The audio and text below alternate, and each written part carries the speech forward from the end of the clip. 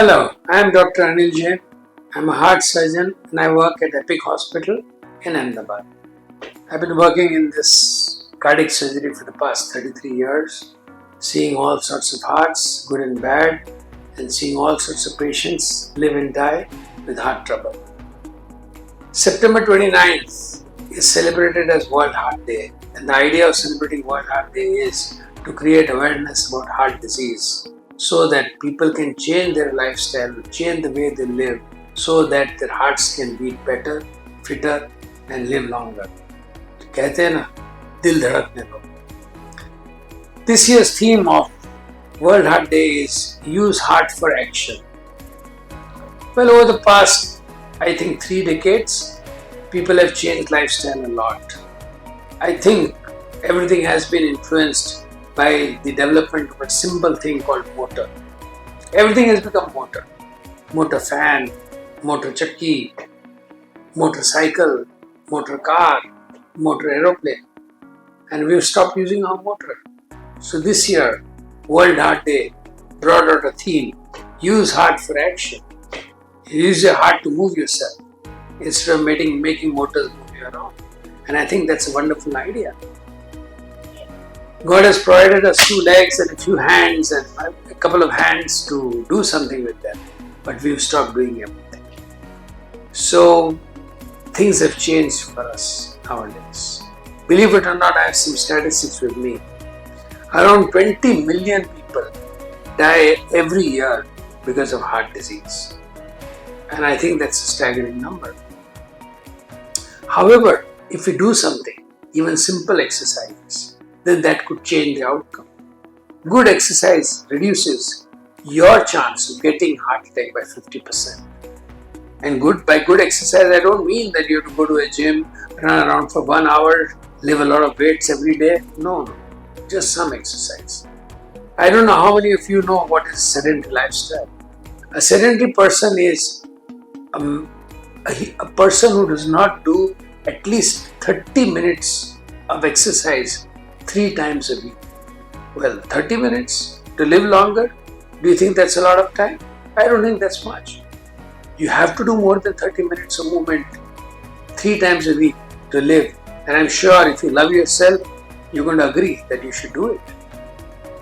So let's talk about a little bit about prevention. I'm a heart surgeon, and talking about prevention is like Kalidas sitting and cutting the branch. But still I believe there is so much rampant heart disease that it's nearing epidemic proportions, and we have to do something to change this. So let's talk about a few things that can change the way our heart beats by practicing them.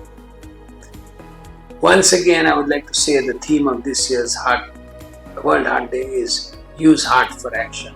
So I want you to start using your heart for action. So how do you use your heart for action? Well, there are a couple of types of exercises, and I'm sure nowadays in this world of internet and WhatsApp, we are all aware that what types of exercises are there. One is called isotonic, one is called isometric, or one is aerobic, one is anaerobic. There are 2 types of exercises.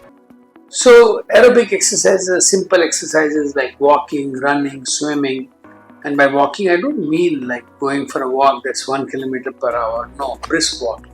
A little bit of a run, a little bit of a swim, a little bit of a cycle, but at a brisk pace. So that's aerobic exercise. Anaerobic exercises, it's like weightlifting, against resistance, dumbbells, weightlifting, push-up, sit-up, stuff like that. So these are 2 types of exercises, and both of them are pretty essential to keep yourself fit. Why? Because at an early age it is okay. If you don't do isometric exercises, it's fine. But as you go older, as you cross 45, 50, the level of anabolic steroids, anabolic hormones go down, and you start wasting your muscle. And as you waste your muscle, you do not have any energy sink to burn this muscle, the fat that you eat or the food that you eat.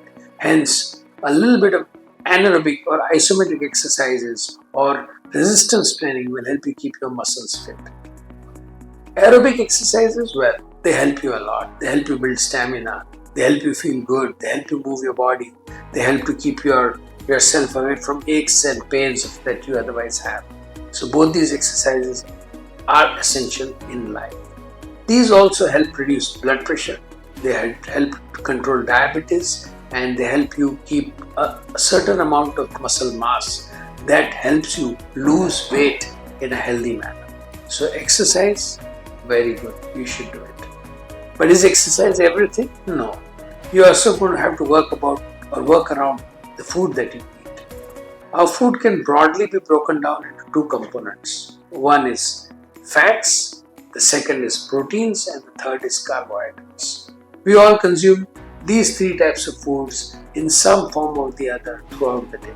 And well, all over the net, you'll find it widely available is what amount of food you have to take, how much protein you need, how much carbohydrate you need, how much fat you need in the body every day. Basically, protein is to build your body, the fats and the carbohydrates are there to provide energy. So, using or taking the right type of food is essential to a good, healthy body. So, coming to proteins, our minimum statutory requirement of protein is 1 gram per kg per day, and I think everyone has to achieve that. So eating fair amount of proteins in either form, whether it is, you can take milk, paneer and stuff like that, or taking, मैं तो बहुत अच्छे से बोलता हूँ, चना, सींग और पनीर और mug. These four things, mug, chana, seeng, paneer, they really help provide a good amount of protein to the body.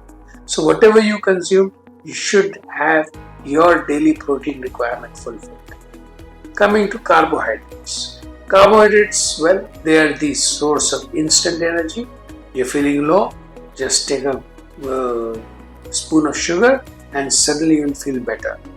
Well, carbohydrates are of two types, simple and complex. Sugars are basically simple carbohydrates. You take a little chocolate, you take a nice piece of dessert, you eat a gulab jamun, your sugar will spike, you will feel very good, and well, the sugar will be instantly used, and after some time you'll start feeling hungry again.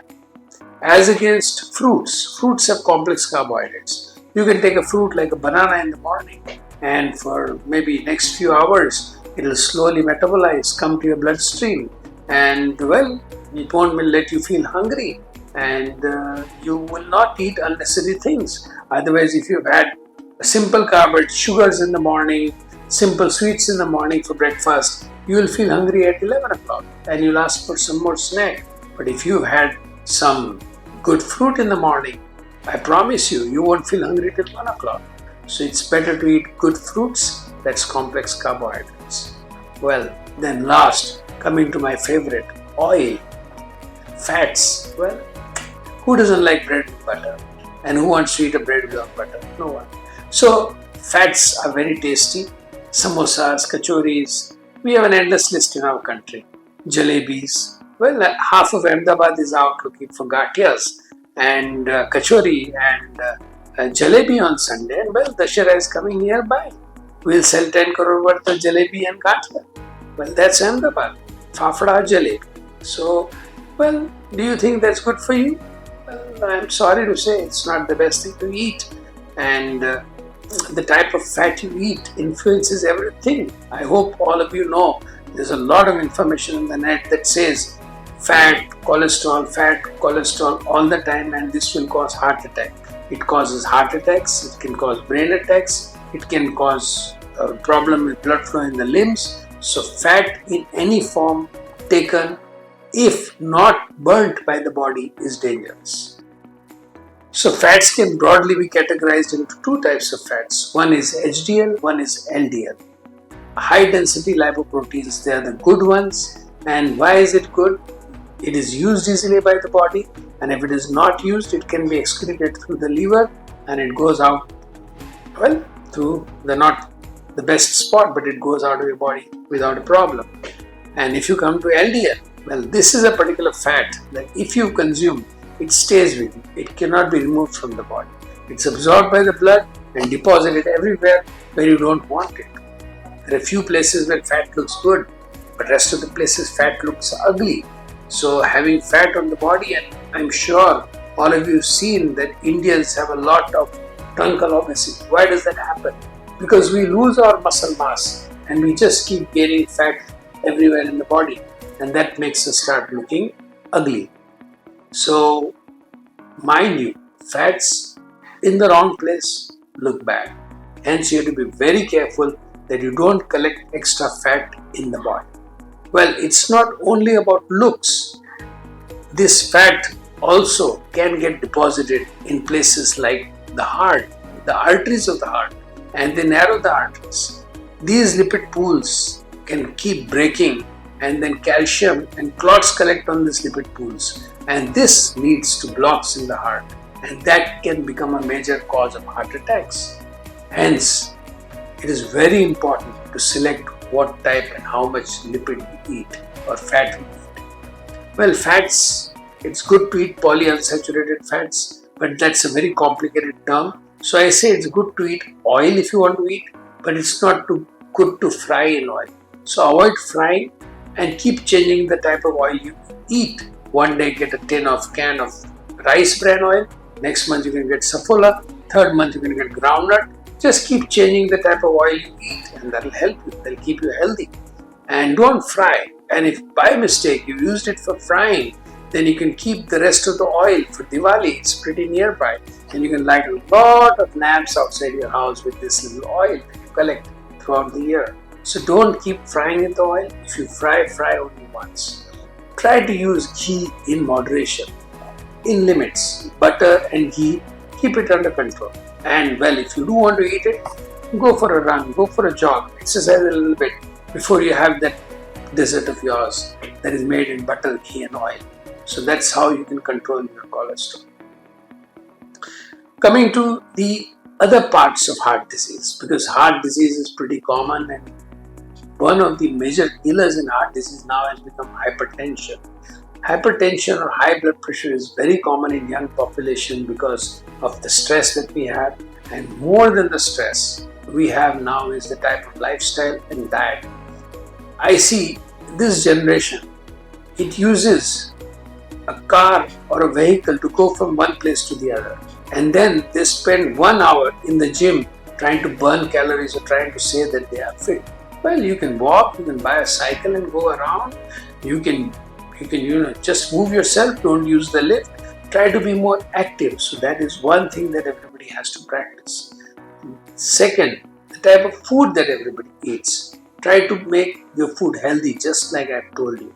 Third is salt. Salt is a very dangerous thing, and consumption of salt more than required can cause hypertension. Namkeen. What is namkeen? Anything made out of namak is called namkeen. Why was papad, achar and namak brought into India? Why do we get it in India? Our country was pretty hot and people used to labor out in the open. They needed a way to eat salt. How do you eat salt? You can just eat salt like this. So papad, achar, namkeen, all this had a lot of salt to help us consume salt. And today, we don't go out. We are in the air conditioning. The temperature is never above 18 to 20 degrees around us. Whether outside may be boiling, well, global warming is definitely there, but I don't think it exists for all of us. There's no global warming, there's no sweating, so there's no need for you to take salt. Salt, 3.5 grams per day, that's it. If you take more than that, your hypertension can come. Whether you're 10 years, 20 years, 30 years, 40 years, you will get hypertension if you keep taking a lot of salt. So salt is a killer, and you better be careful on how much salt you take. So coming to one of the other important things, that is diabetes. Diabetes needs to be controlled. Any person having diabetes can, even if his sugar is well controlled, is a person who can develop heart disease. So if you are a diabetic, you need to keep it under control. Not only keep it under control, do not add additional risk factors as lethargic or sedentary lifestyle, stress, and eating a lot of salt, getting hypertensive. So you have to be very careful if you're diabetic in the way you live your life.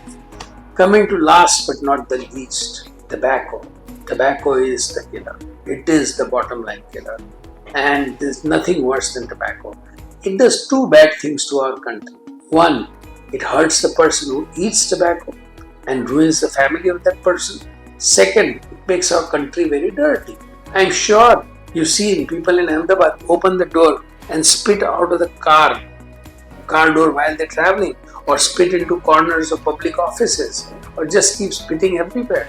So both the things are bad. So tobacco, I really believe it's time for us to quit tobacco. Many countries have now said that they will ban tobacco by 24, 25, 26. I think Indian government also need to look at it and look at a time when we ban tobacco.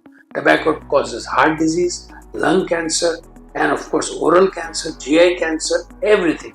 There is nothing good about tobacco. So tobacco is another thing that I believe if you want to be fit and healthy and have a good heart, you have to give up tobacco. So friends, I've told you a few things, how you can live a good life, how you can protect your heart, how you can live healthier. But one more thing I'm going to tell you, at least you can do this much if nothing else. Take a few deep breaths a day. Friends, at least breathe deep, get good oxygen, pump in this air that's still free, and live happy, live well, live fit, use as much as your legs as you can. Many times people come and tell me, okay, I didn't exercise and I still got heart trouble. I did a lot of exercise and still get heart trouble. I always tell them, well, dear, if you wouldn't have exercised, you would have got it a decade earlier. Many times people tell, I got a heart attack and I was a good exerciser. What's the advantage? And I tell them, the chances of recovering after a heart attack in a person who is a regular exerciser are far, far superior than people who are lethargic and nothing more than a lump of fat. So if you are a muscular man and you get into trouble, I promise you, you won't have trouble getting out of it. But if you are a lump of fat and non-exerciser, I promise you, saving you is difficult.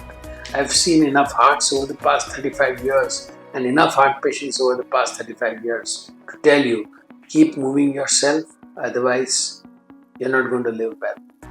Take care of your heart, exercise well, and really, really, I believe this year's theme is wonderful. Use heartfelt action. Keep yourself in action and you won't get into trouble. Bye-bye. Take care. Have a good day.